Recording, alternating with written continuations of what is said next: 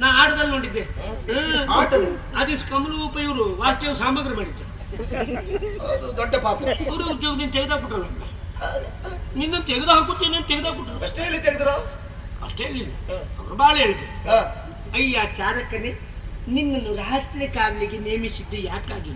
ಬೆಳಗೊರಿಗೆ ಎಚ್ಚರಿದ್ದು ಬಾಗಿಲನ್ನು ಕಾಯಿ ಎನ್ನುವುದಕ್ಕಾಗಿ. ನೀನೆಲ್ಲೋ ಹಗಲು ಕೂಳು ಹೆಕ್ಕಲಿಕ್ಕೆ ಹೋಗಿ ರಾತ್ರಿ ಇಡೀ ಇಲ್ಲಿ ಬಂದು ನಿದ್ದೆ ಮಾಡಿದರೆ ನಿನಗೆ ನಾನು ಧರ್ಮಕ್ಕೆ ಸಂಬಳ ಕೊಡುವುದಿಲ್ಲ, ನಿದ್ದೆ ಮಾಡಲಿಕ್ಕೆ ಸಂಬಳ ಕೊಡುವುದಿಲ್ಲ. ನಿನಗೆ ರಾತ್ರಿ ಕಾಯಿ ಅಂತ ಹೇಳಿದರೆ ಇಲ್ಲಿ ನೀನು ನಿದ್ದೆ ಮಾಡಿ ಯಾವಳೋ ಬಂದು ಎಬ್ಬಿಸಿದಾಗ ನಿನಗೆ ಎಚ್ಚರ ಆಗುತ್ತದೆ ಅಂತಾದ್ರೆ ನೀನು ಈ ಉದ್ಯೋಗಕ್ಕೆ ಅನರ್ಹ. ಉದ್ಯೋಗದಿಂದ ಹೋಗು. ಅವ್ರದ್ದೇ ಆದ ಭಾಷೆಯಲ್ಲಿ ನೀವು ಅಂದ್ರು.